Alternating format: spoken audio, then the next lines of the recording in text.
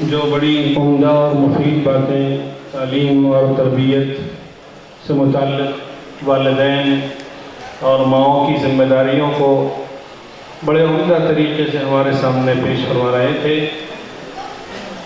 اب اس کے بعد صدارتی خطاب جو ہماری اس کانفرنس کا لب لباب ہوگا، آپ حضرات اس بات سے بخوبی واقف ہیں کہ اس کانفرنس کی صدارت جو ذات گرامی فرما رہی ہے وہ ہے جناب الحاج محمد عبدالرشید صاحب انجینئر۔ آپ all India Muslim personal law board کے رکن ہیں اور پربھنی ایجوکیشن سوسائٹی کے صدر ہیں، نائب صدر کل ہند مجلس تعمیر ملت کے نائب صدر ہیں۔ آپ کا جو کام ہے گزشتہ کئی برسوں سے، جس میں آپ نے تقریباً 16 پرائمری اسکول، 5 ہائی اسکول قائم کیے، 370 سے زیادہ اسٹاف جو طلباء کی تعلیم و تربیت سے متعلق مصروف ہیں۔ اس کے علاوہ آرٹس کالج، سائنس کالج اور ڈی ایڈ کالج بھی آپ نے قائم کیے۔ ایم سی بیسک بھی آپ کے پاس نظام جاری ہے۔ یہ تمام کارنامے جو ذات گرامی نے کیے ہیں وہ آج ہمارے اس اجلاس کے صدر ہیں۔ میں حضرت سے بصد ادب و احترام درخواست کر رہا ہوں کہ وہ تشریف لائیں اور اپنا صدارتی خطاب پیش فرمائیں۔ علی جناب الحاج محمد عبدالرشید صاحب انجینئر۔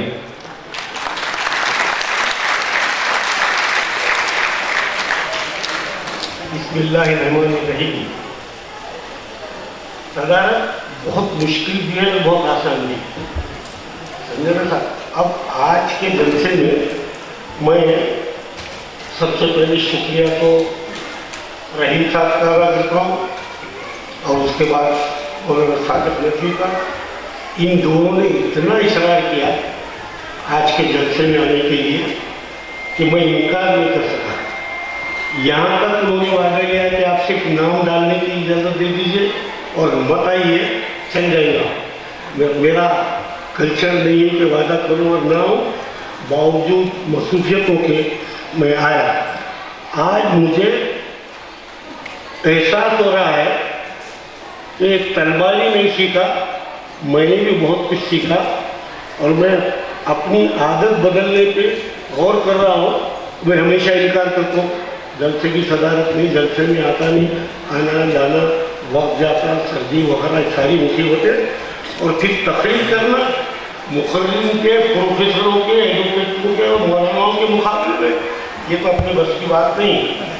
مگر اور جو یہ ٹاپک ہے، اتنی مرتبہ جو تو ہندوستان بھر میں خاص طور سے مسلمانوں کو خطاب کرتے ہوئے اس پہ کانفرنسیں ہو رہی ہے، یہ سننے کا بھی موقع ملتا، بہت کم بولنے کا موقع ملتا، لیکن آج اگر میں اپنی انکار کی عادت پہ ڈٹا رہتا تو ایک بہت شاندار کانفرنس، جسے آپ نے اولین کانفرنس ہمارے صادق ندوی صاحب نے خطبہ استقبالیہ میں فرمایا، یہ اولین کانفرنس ہے اس شہر کی، لیکن اس کانفرنسوں کے میں یہ کانفرنسوں اور جلسوں کو انعقاد کا بہت عادی رہا ہوں اور یہ کچھ خدمات بھی ہیں، لیکن اتنی شاندار کانفرنس سیلو جیسے مقام پر، اور یہ سیلو کی تعلیمی کانفرنس نہیں ہے، میں یہاں دیکھ رہا ہوں پربھنی سے، جیتور سے،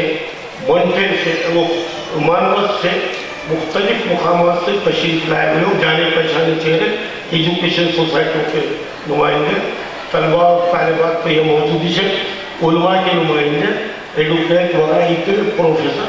یہ ایک جو آپ نے اولین کانفرنس جسے قرار دیے، مجھے ڈر ہے اپنے سلیقہ مندی کی وجہ سے اس کانفرنس کے اہتمام میں آپ نے جس اعلیٰ سلیقے کا مظاہرہ کیا ہے اور جو نمائندگی ہو رہی ہے ملت کے تمام طبقات کی، مجھے ڈر ہے کہ آخری کانفرنس میں قرار پائے۔ اپنے معیار کے اعتبار سے دعا کرتا ہوں کہ ایسی کانفرنس سے آپ اکثر منعقد کرتے رہیں۔ ہوتی نہیں۔ اور پھر میں جو بھی ظاہر کیا کروں گا، یہ تعلیم کے تعلق سے، مقصد تعلیم کے تعلق سے، اسلام کے نظریے تعلیم کے تعلق سے، یہ سب کچھ آ چکا ہے، بہت آ چکا. میرے پاس بھی ایسے کانفرنس کے لیے، ایسے خطبے کے لیے میں نے کچھ جمع کیا تھا مواد، وہ ساری چیزیں آ چکی اور میں اس میں سے ضرورت کے تحت کچھ اچھے وسائل لوں گا. تو میں جو بھی عرض کر رہا ہوں اپنے کچھ مشاہدے کی بنیاد پر، کچھ مطالعے کی بنیاد پر اور کچھ اپنے تجربے کی بنیاد پر. ہو سکتا ہے کہ آپ کی تقریروں سے کچھ ہٹ کے بھی بات ہو. بیسک جو آپ نے چاہے خطبہ استقبالیہ ہو، ذکی صاحب کی جو تو مختصر تقریر ہو، یا فاضل مقررین کا جو تو یہ تقریریں ہو، یہ سب میں مشترک چیز آ گئی. موضوعاً تعلیم کی ضرورت، مقصد تعلیم، اسلام کا نظریہ تعلیم، میڈیم کی اہمیت اور خواتین کے لیے تعلیم کی اہمیت، یہ ساری چیزیں اس میں آ گئی ہے. اور وہ سب کی سب کو دہرانا ضروری نہیں ہے، لیکن جو کچھ باتیں نہیں بھی ہو سکتی ہیں میرے دماغ میں جو آ گئی تو وہ بھی میں بیان کروں گا. سب بہت صحیح. اچھا، صدر کی ذمہ داری یہ بھی ہوتی ہے، آپ دیکھیں میں نے کچھ نوٹس بھی لکھتے ہوئے تھا کہ مقررین کے تقریروں میں سے کچھ چیزوں پہ تبصرہ کیا جائے، کچھ چیزیں سلیکٹ کرتے ہیں اپنے سے. مگر ہر چاہے پروفیسر ارشد صاحب ہو، ایڈوکیٹ سید صاحب ہو، ان میں کوئی بات ریپیٹ نہیں تھی، کوئی بات بھرتی کی نہیں تھی. منتخب کیا کروں تبصرے کے لیے، ایسا نہیں ہے کہ جس کو میں منتخب کر کے تبصرہ کروں گا باقی چیزیں بلا وجہ کی تھی. بہترین آج کے عنوان کا، تعلیمی کانفرنس کا حق ادا کر دیا آپ لوگوں نے. اور خطبہ استقبالیہ نے تو ایک لائن، ایک خط کھینچ دیا کہ مقررین کو، صدر کو اس راستے پہ چلنا ہے. خطبہ استقبالیہ ہمیشہ ڈائریکشن فکس کرتا ہے کہ تعلیم کی غرض و غایت کیا ہے، تعلیم کے یہ کانفرنس کی غرض و غایت کیا ہے، اغراض و مقاصد کیا ہے. وہ آپ نے جامع خطبے، مختصر اور جامع خطبے استقبالیہ فکس کر دیا ہے. میں شروع کر رہا ہوں اس نقطے سے جو ایڈوکیٹ سید صاحب نے بولا تھا کہ مسلمانوں کو تعلیم کی طرف راغب کرنا اور تعلیم کی اہمیت اور فضیلت بتانا ایسی ہے جیسے مچھلی کو پانی میں تیرنا سکھانا. میں اسی بات سے شروع کرتا ہوں کہ اس پہ کچھ اقتباسات سناتا ہوں کہ علامہ یوسف القرضاوی نے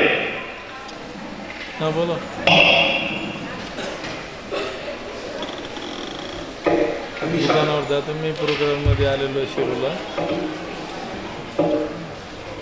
मग ते भाऊ आहेत ना,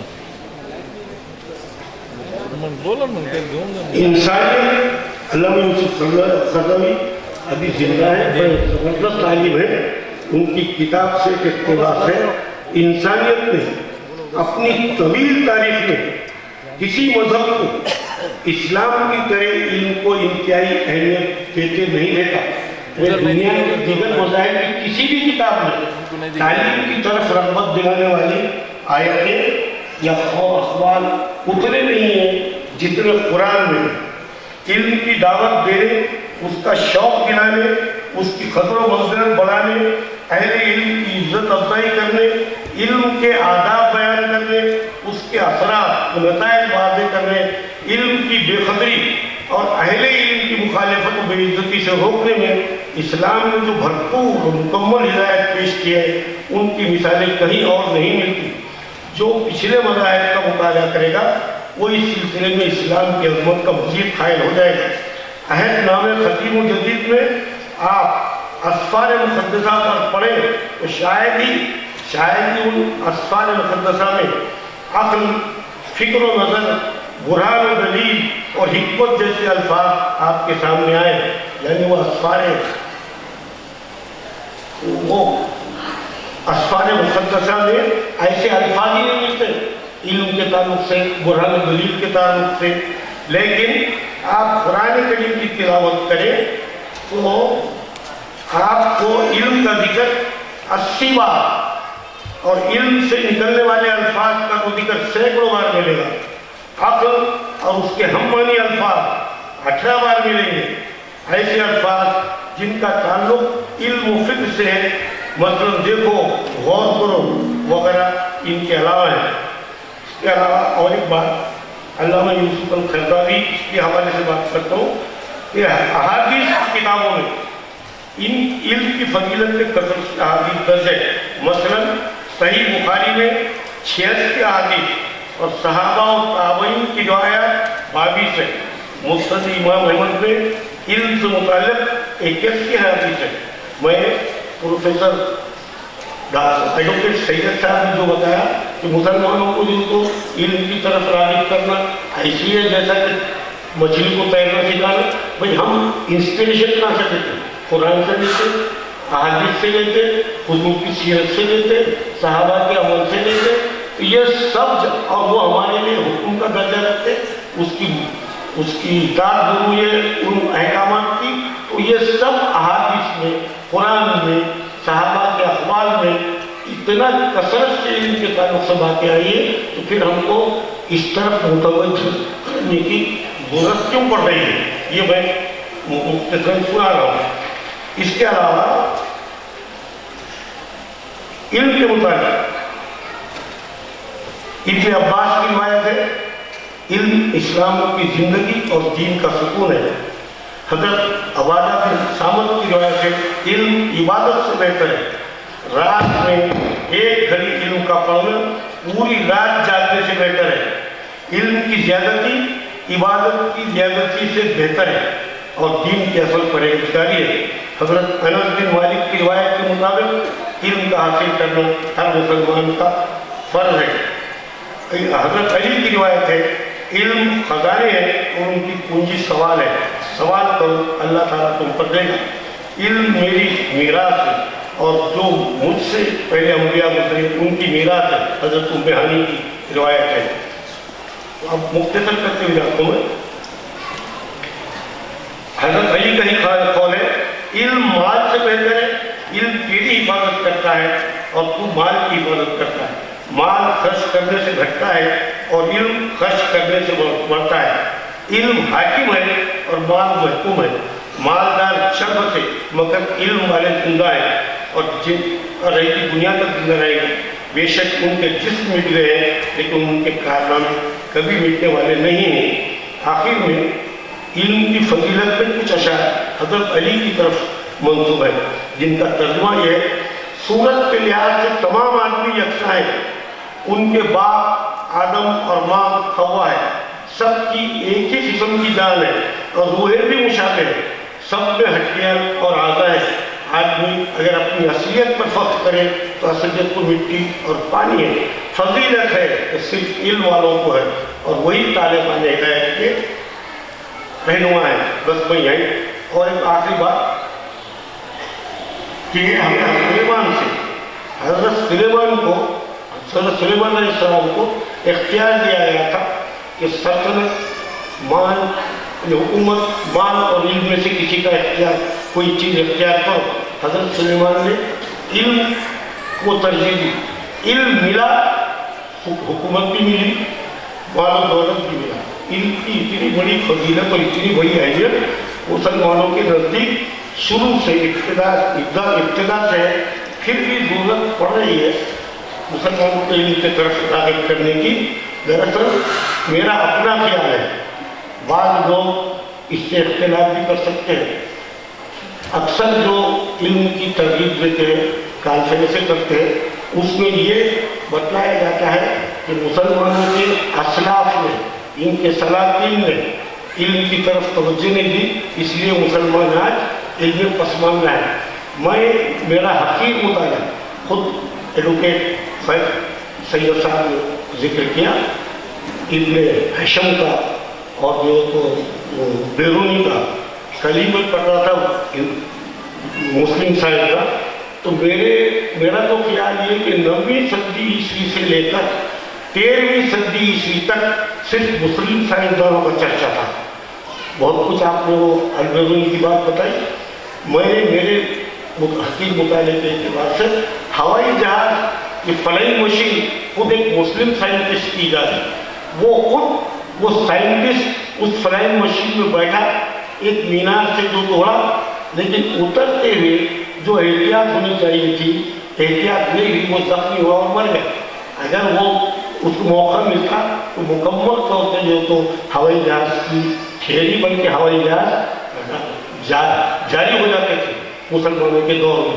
तो ये उसूल अश्मिदत जो साइंस में जानते हैं कि ये बॉयंसी, कुव्वत उछाल पानी की, ये अरब साइंटिस्ट ने दरियाफ्त कर लिया था। एक जहाज डूब गया था जिसमें माल, बहुत सारा माल लदा हुआ था। उस साइंटिस्ट ने सुल्तान को के सामने तजवीज़ पेश की, उसके जहाज के वो लकड़ी से बांध दिए, जहाज ऊपर आ जाता है। वो पानी की कुव्वत उछाल का जो साइंस का नजरिया है, इसमें उसूल अश्मिदत बना, वो जो तो साइंटिस्ट को मालूम, अरब साइंटिस्ट को मालूम था। जहाज पानी की सतह पे आया, सारे साहिल में खड़े रहने वाले लोग खुशी से चीख उठे। सिर्फ इतनी गलती हुई थी उस साइंस से, उन्हें ये साइंटिस्ट से ये अंदाजा नहीं किया कि जब जहाज सतह समंदर से सरफेस से ऊपर आ जाएगा तो पानी की कुव्वत उछाल और रेशम के धागों को मदद नहीं देगी। वो सतह समंदर से जहाज ऊपर आ गया, टूट गया, रेशम के धागे वायु से नहीं हुई, नीचे टूट गए, वो गिर गया।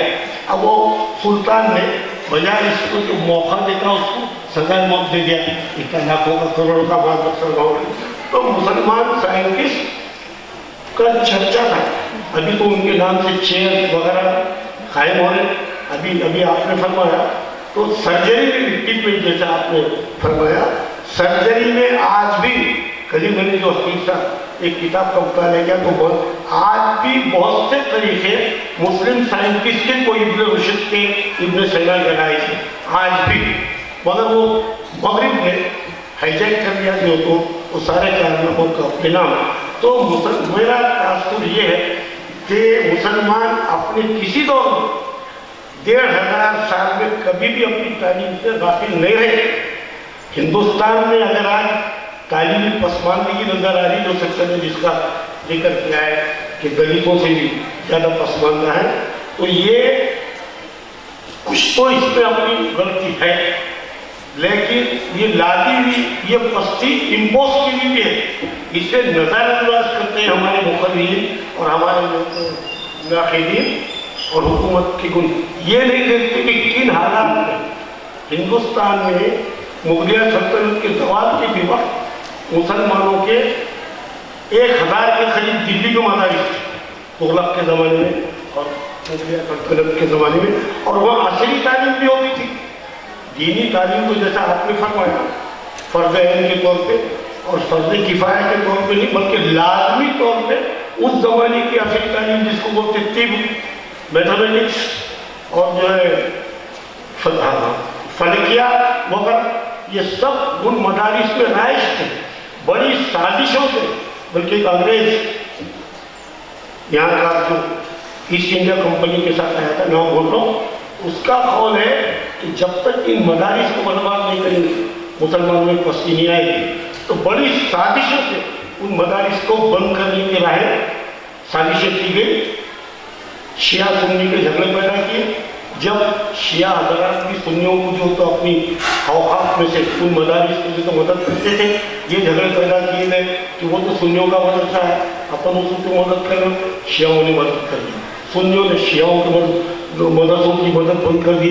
रफ्ता रफ्ता वो मदारिस बंद हो गए। फिर वो दौर जो शुरू हुआ मुगलिया सल्तनत के बाद से आज तक जारी है। ये बराए नाम आज़ादी वगैरह के हो गए, कौन से फिक्रों का जो तो मुकाबला नहीं किया मुस्लिम उम्मत ने, तो उसमें अपनी बका, अपनी आइडेंटिटी की बका और अपने जो तो अकीदे की बका की तरफ जो तवज्जो देना पड़ी, उसमें यकीनन अपने डेवलपमेंट की सरगर्मियों में सुस्त रफ्तारी यकीनन आ गई होगी। लेकिन ये क्या कम है, इन तमाम जो तो साजिशों के बावजूद, इन तमाम जो तो रुकावटों के बावजूद हम आज भी अपनी तामीरी सरगर्मियों की तरफ राग़िब हैं। आज सेलू जैसे मुकाम पर इतनी शानदार कॉन्फ्रेंस और हिंदुस्तान भर में फिरने का मौका मिलता, हर जगह काम हो रहा था। अभी इंदौर में मैं आया, इंदौर से आया, ऑल इंडिया म्यूजिक की वो थी, मीटिंग थी, वहाँ मुझे मालूम हुआ हिंदुस्तान भर में 6 यूनिवर्सिटियाँ आखिरियत की हैं। माइनॉरिटी ने खुद कहा खाइन के इस जमाने में इंटीग्रल यूनिवर्सिटी तो मैं देख के आया, अजीम साहब ले गए थे वो, फिर हरियाणा, उसके आसाम और उसके बॉर्डर पर अलीगढ़ के फारिग साहब ने खानगी माइनॉरिटी यूनिवर्सिटी खरीदी थी। मद्रास में है। क्या इतने तमाम जो तो सलाहियतें दूसरी तरफ लगने के बावजूद खदशात में यूनिवर्सिटियों का क़याम, और आपके महाराष्ट्र में उर्दू मीडियम के स्कूल हिंदुस्तान में सबसे ज़्यादा है, सबसे ज़्यादा है। लोग बोलते महाराष्ट्र की हुकूमत बड़ी सेकुलर है, ये संतों की सरजमीन है, यहाँ उर्दू को बढ़ावा दिया गया। हमें साथ लिखा हुआ था, बात हुई थी, बोले क्या बात है, यूपी जो उर्दू का इतना बड़ा गहवारा था, वो दिल्ली में जिस वक्त मैं गया था उस वक्त 4 उर्दू के मदारिस थे मुसलमानों की, और सब हिंदी वाला चलता था। तो आप अंदाजा नहीं करते, हमें सबका जवाब था, आप अंदाजा नहीं कर सकते कि हम किन मसालिम से गुजरे। मैंने साहब आप अंदाजा नहीं कर सकते, खास तौर से दक्कन के मुसलमान पुलिस सेक्शन में क्या मुस्लिम हमारे पास नहीं हुआ। ये हमारी दक्कन के मुसलमानों की सख्त जानी है, चैलेंज को पहचाना उन्होंने। आज जो तो देहात उर्दू मीडियम के मदारिस है, देहात प्राइवेट स्कूल मौजूद है, और तलबा और तालिबात तालीम हासिल कर रही। साहब हो सकता गुफ्तगू कुछ इधर उधर बेवकत हो रही होगी। अभी आपने फरमाया तालिबात से भी आप मुखातिब थे, ये क्यों मुस्लिम तालिबात खवाली और खवातीन की तालीमी पसमानदी का हिंदुस्तान भर में रोलन होते। जिस जगह मैं जा रहा, अभी कलेक्टर से 3 माइनॉरिटी डे था 18 दिसंबर, कलेक्टर से एक गुफ्तगू हुई थी। मैंने बोला साहब आप ये माइनॉरिटी डे मना रहे, और जो ये माइनॉरिटी डे 18 दिसंबर 1992 को यूनाइटेड नेशंस ने तय किया था कि दुनिया भर में मनाया जाए। यूनाइटेड नेशंस का मुखातिब कौन थे? हुकूमतें, और हुकूमतें अब आवाम के सामने पेश करें। मुझे हुकूमत से शिकायत है कि मैं 3 साल से डिग्री कॉलेज की कोशिश कर रहा हूँ परभनी में माइनॉरिटी की, यूनिवर्सिटी हमेशा रिकमेंड कर रही है, 3 साल 2 साल रिकमेंड कर रही है, हम फीस भर रहे हैं। उसके अलावा सुप्रीम कोर्ट ने डिसीजन दे दिया महाराष्ट्र की एक केस में कि माइनॉरिटी अगर बगैर ग्रांट के जो सीनियर कॉलेज खोलना चाहती है तो स्टेट गवर्नमेंट का कोई उसमें दखल नहीं है। यूनिवर्सिटी को हक है कि वही इजाज़त जारी करे दे। क्या वजह है कि यूनिवर्सिटी की रिकमेंडेशन जारी है और स्टेट गवर्नमेंट हर किस्म की सिफारिश के बावजूद, हर पार्टी के लीडरों की शिकायत के बावजूद, फिर परभनी में मास्टर प्लान में वो सीनियर कॉलेज का प्रोविजन मौजूद है। रेलवाड़ा यूनिवर्सिटी का मास्टर प्लान होगा तो परभनी में एक माइनॉरिटी के सीनियर कॉलेज का प्लान मौजूद है। हमने वो प्लान के अगेंस्ट पे हमारा प्रपोजल है। दूसरा कोई एप्लीकेंट नहीं है हमारे लिए, फिर भी मंजूरी नहीं, तो फिर ये हुकूमत से शिकायत करें, हुकूमत से शिकायत करना है। आपका ये फोरम कलेक्टर का क्या मतलब दे सकता है? जब उन्होंने मुझे मशवरा दिया कि आप प्रपोजल मेरे पास दो, मैं माइनॉरिटी कमेटी की परभनी की सिफारिश लेकर डिस्ट्रिक्ट मजिस्ट्रेट के हिस्से से भेज दूंगा। मैं अब जो बात सुनाना चाहता हूँ कलेक्टर की, इस कॉन्फ्रेंस से मुताल्लिक़ है। मैंने वो दिया जाके प्रपोजल 3 ही दिन में हो, 4 दिन तक बैठी रही था। थोड़ी हमारी तारीफ वगैरह करने के बाद एक सवाल जो ये पूरे मुल्क में आज इसकी लहर भी है, और मुस्लिम दानिश्वरों को, समाजी मिली काम करने वालों को उस सवाल का जवाब रखना चाहिए।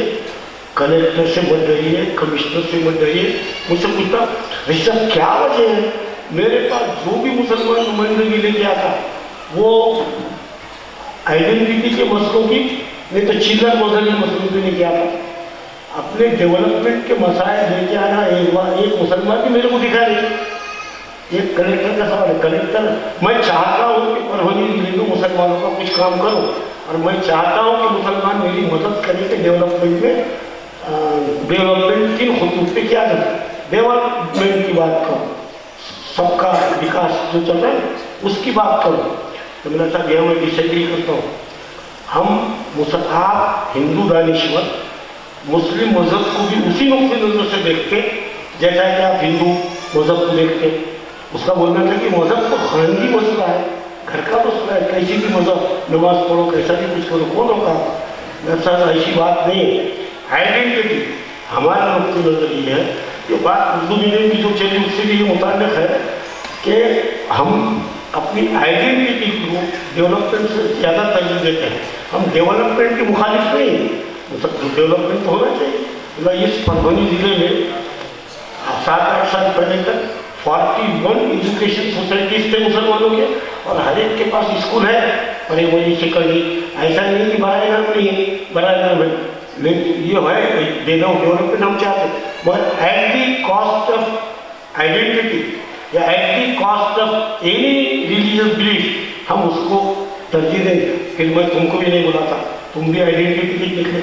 आइडेंटिटी की अहमियत क्या है, क्या होता है? तो मैं इस कॉन्फ्रेंस से मुताल्लिक़ है एक हॉल मौलाना आज़ाद यूनिवर्सिटी के डॉक्टर मुज़फ़्फ़रुद्दीन फारूकी ने अपनी किसी तहरीर में दिया था, डॉक्टर अब्दुल हमीद का हॉल था कि हमारे दुश्मन, हमारे मुखालिफिन असलहा से हम तबाह बर्बाद नहीं कर सकते। कोई जो तो बंदूक, कोई तोप, कोई जो तो बम हमारी कौमियत को तबाह बर्बाद नहीं कर सकता। कौमियत को तबाह बर्बाद करना है तो उसको उसकी तहजीब से, उसकी आइडेंटिटी से बेजोड़ कर दीजिए, फिर वो जानवरों का रेवड़ बन जाती है वो कौम। जब वो अपनी आइडेंटिटी से और अपनी तहजीब से दूर हो जाती तो जानवरों का रेवड़ बन जाती, फिर उसे किसी तरह भी हम पाओ, इधर लेके जाओ उधर लेके जाओ, कोई अहमियत नहीं। तो आइडेंटिटी, अपनी कौमियत अपनी बरकरार रखने के लिए आइडेंटिटी की ज़रूरत की बेहद ज़रूरी है। और जो आजकल मैं मुशाहिदे की बात बोल रहा हूँ कि आप वही निज़ामाबाद में भी वही जलसा हुआ था, उसकी सदर मेरी तरफ की मुज़फ़्फ़रुद्दीन फारूकी साहब रिटायर हो गए मौलाना आज़ाद से, तो उनकी तहरीर में जलसा था, तो वहाँ देखा कि ख़वातीन को कसरत से पूरा हाल ख़वातीन से भरा हुआ है। जब नहीं आपने पाबंदी लगाया हुई सारे हिंदुस्तान भर में।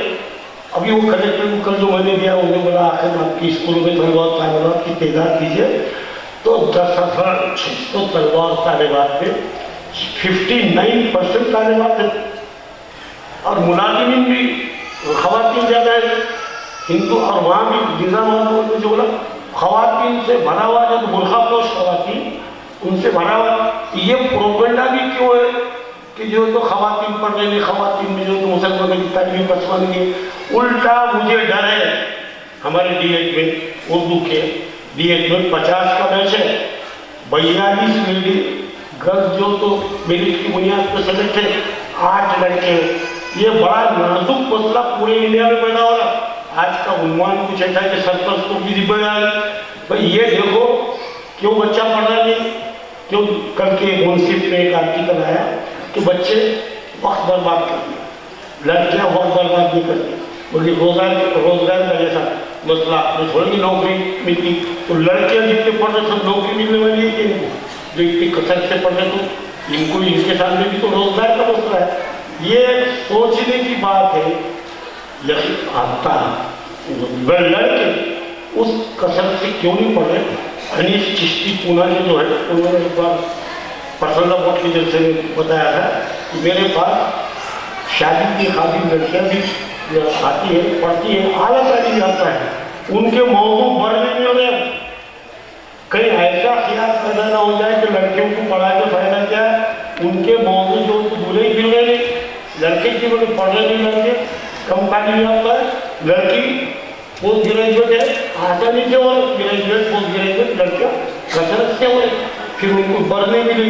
ये सरपरस्तों के यह सोचने की भी बात है। मीडियम की बात की तहजीब और सकाफत और मीडियम पे याद आया, इसी सेलों की बात। मैं डिप्टी इंजीनियर था 1972 में, और उस मेरी तरफ परतूर भी था, वो डिप्टी इंजीनियरिंग के ज़माने का यहाँ का हाई स्कूल और परतूर का हाई स्कूल है। जब देखा 14 मिडिल स्कूल था खाली जिला परिषद का, सिर्फ 14 बच्चे पढ़ते थे, हाई स्कूल चलाने को 8वीं में तो 15 बच्चे होंगे। उस सबको हमने हमारे असातिज़ा से तालीम दिए, पास कराए, 21 आए थे, अल्हम्दुलिल्लाह आज मालूम हो हमारे प्राइमरी स्कूल में 300 से ज़्यादा लड़के लड़कियाँ हैं और यहाँ कई हाई स्कूल हो गए। तो मुसलमानों में काम भी हो रहा है।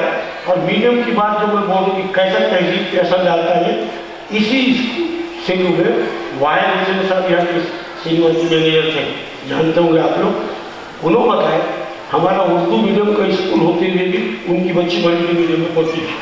उन्होंने देखी कि घर में जब बच्ची ड्राइंग कर ली तो एक नदी ड्राइंग पर दो ड्राइंग पर एक नदी, दोनों तरफ जो तो पहाड़ों के टीले और टीले पे एक मंदिर, मंदिर पे भगवा झंडा। भाई आखिर उसको तो किसी टीचर ने सिखाया नहीं, मगर माहौल जो स्कूल का होता है वो कैसा असरअंदाज होता। वो जो तो टीले पे मस्जिद भी बना सकती थी, वहाँ उस पर हरा झंडा भी लगा सकती थी।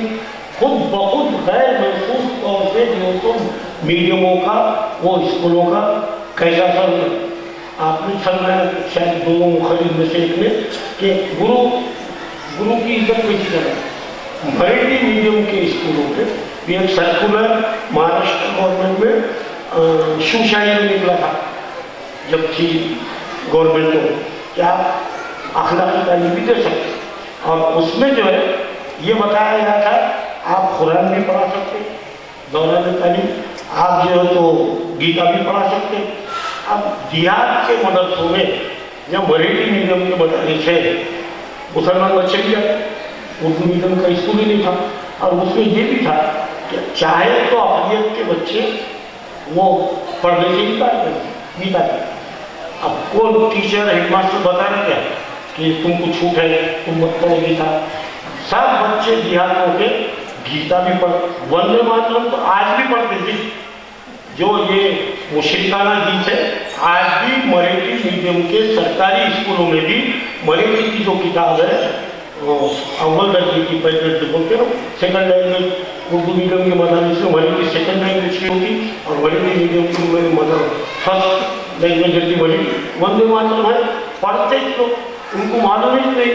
और तंजीमें अपनी कहाँ तक करी, जो हमने 148 स्कूलों का सर्वे किया था, अपने टीचर्स को भी मालूम नहीं ये छूट है बोल के, नहीं पढ़ बोल के। तो उर्दू मीडियम की आज बड़ी अहमियत है। मैं कहीं भी अगर बैठा बच्चे नजर आए तो पूछ तो बेटे किस स्कूल में पढ़े, मराठी मीडियम में, कुरान आती नहीं आती। भाई आप अपने स्कूलों में मजहबी प्राइवेट स्कूलों में गवर्नमेंट ऑफ महाराष्ट्र इजाज़त देती है मराठी दीनी तालीम देने की भी। सिर्फ ये फर्क है कि आप जो है गवर्नमेंट का जो सिलेबस मुकर्रर है या जो टाइम मुकर्रर है 4.5 घंटे पौने 5 घंटे, उसमें दीनी तालीम मत दीजिए, गवर्नमेंट का कोई खर्चा मत कीजिए। तो हम जाकर उसे इनके प्राइमरी स्कूलों में, यहाँ का मुझे मालूम नहीं, पहला घंटा दीनियात का रखते। हैदराबाद की गवर्नमेंट की रिसाले अव्वल रिसाले जो है अशफाक साहब औरंगाबाद की जमात इस्लामी के आए थे दीनी मदारिस कायम करने का, औरंगाबाद में चल रहा था। तो मैंने बोला था दीनी मदारिस में अलग कितने बच्चे जाते हैं, सच्चे में बोलो 4%, 96% अपने बच्चे ये असल मदारिस में जाते हैं। किसी जमाने में असल उलूम से गाफिल रहे मुसलमान, रोजगार का भी मसला था, तरक्की का भी मसला था, और सर सैयद की तहरीकी मगरबी उलूम की तरफ जो थी उससे मुतासिर होकर उन मदारिस में जाते, उनके पास दीनी तालीम का क्या करेंगे हम। तो ये तरीका है कि वहाँ भी आप दीनियात का घंटा रख सकते हैं मैंने।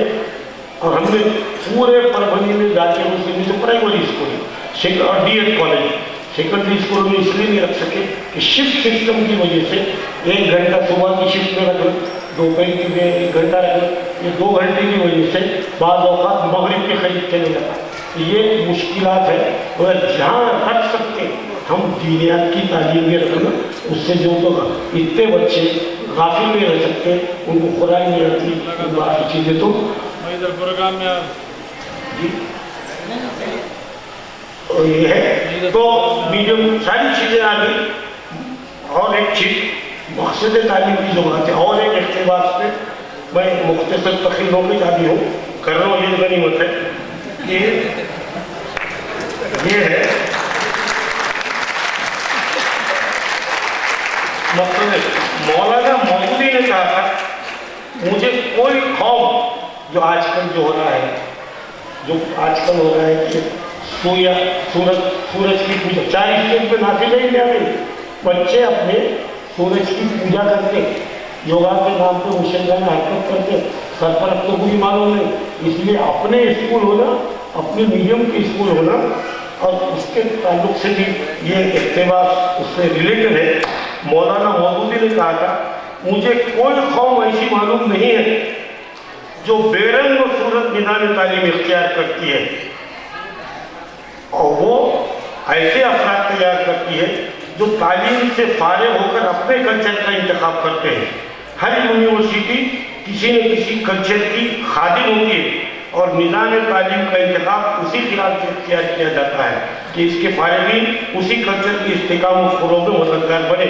किसी मज़हब के पैरोकार उस मज़हब के अक़ायद और अक़दार के फ़रोग़ और इस्तेकाम के लिए निज़ाम तालीम तैयार करेंगे। मुल्हिद और सेकुलर मुक़्तदरीन अपने अपने नज़रियात हयात के मुताबिक निज़ाम तालीम इख्तियार और नाफिज़ करेंगे।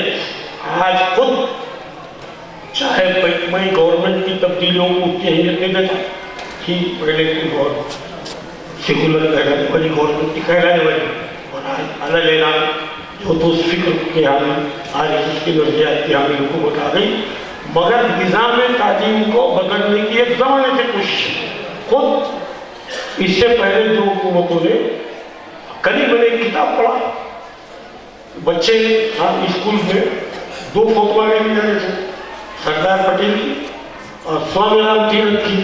मैंने बोला इधर आपने अपने स्कूल की बात, ये कौन जो तो तुमको बोला सरदार पटेल की फोटो बना ली और स्वामीराम तीरथ की फोटो बना ली, ये कौन को भी थे मालूम ही नहीं उनको स्वामीराम।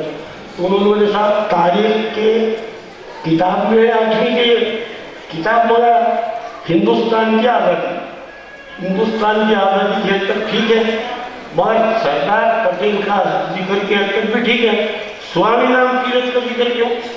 हैदराबाद पे पुलिस सेक्शन किए, चूंकि निज़ाम जालिम था, आवाम पे जुल्म करता था, उसकी हुकूमत को ख़त्म करने के लिए सरदार पटेल ने सख्ती के स्वामीराम तीरथ ने उनकी मदद की, लिहाजा वो बहुत बड़े लीडर हो।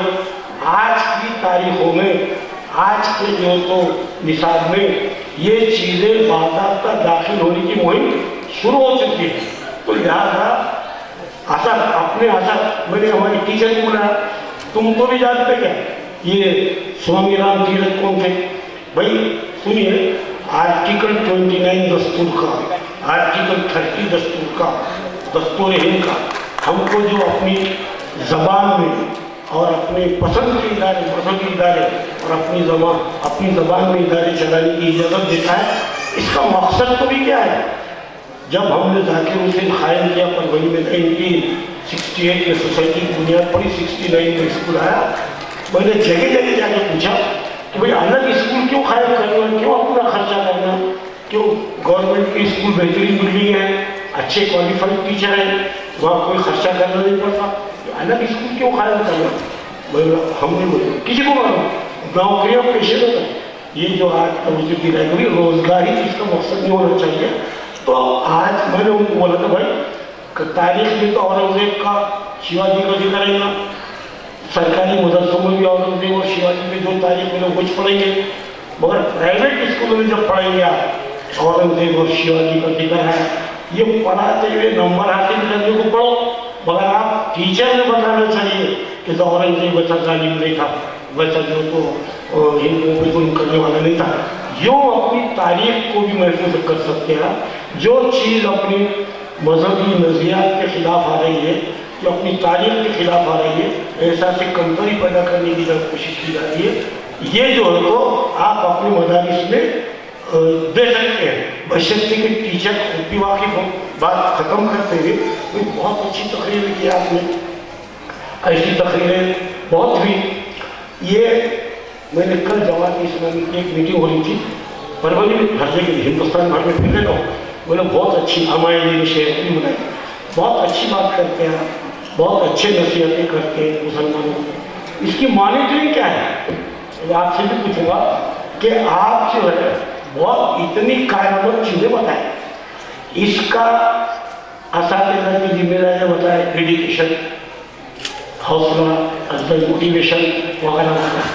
हमारे असातिज़ा के आपकी तकरीरों का या आपके जैसी तकरीरों का, यहाँ बैठे तो बहुत सब भूल रहे होंगे, सब मैनेजमेंट भी, हम सब भी, लेकिन क्या इसका इम्पैक्ट क्या पड़ रहा है, क्या वो किस हद तक सुन के जो तो एक कान से सुने दूसरे कान से छोड़ दिए, ये है, या उनके भी कुछ मवानियात हैं, उनके भी कोई मवानियात हैं क्या? कैसा करना, जैसा किसी ने डेडिकेशन की बात करते हुए कहा, भाई 35 मिनट का घंटा है, शिफ्ट सिस्टम है, बच्चों को टीचर लाने में, ये मवानियात को होते हुए किस तरह आपके इंस्ट्रक्शंस को और अच्छे हाई आइडियाज को टीचर पेशे नज़र रख के काम करें। डेडिकेशन के बगैर, ज़्यादा वक्त दिए बगैर तो होता नहीं, करने पड़ेगा ही, लेकिन हो रहा क्या नहीं हो रहा, ये तहरीरी सूरतों में ये लाहे अमल हेडमास्टर हर अपने स्कूल के हर हेडमास्टर को देना चाहिए, और उसकी फिर मैनेजमेंट हम उसका जो तो मॉनिटरिंग करें कि हमारे हेडमास्टर, ये तो सब कोर्स हो गया, लेसन नोटबुक भी हो रहे, प्लान यूनिट प्लानिंग भी हो रही, रिजल्ट चीज़ें भी अच्छे निकल रहे, 20-20 नंबर फ्री दे रहे तो नतीजे अच्छे तो नहीं निकलेंगे, लेकिन अपने नुक्ते नज़र से जो तालीम होना चाहिए, जो उसको मवाद भी मिलना चाहिए और उस पर अपनी वैल्यूज़ भी जो तो उनमें इनकलकेट होना चाहिए, इसके लिए क्या काम हो रहा है, कोई मैनेजमेंट बंद कर लो भाई, बंद कर लो, तो ये जो है तो मॉनिटरिंग का इंतजाम भी होना चाहिए। सरपरस्तों को इतनी फुर्सत नहीं कि अपने बच्चे से देखें और अपने रोजगार में वो देखना तो चाहिए। असातिज़ा ये सब काम और हेडमास्टर खास तौर से ये काम करें, ये की फिगर है। शुक्रिया भाई।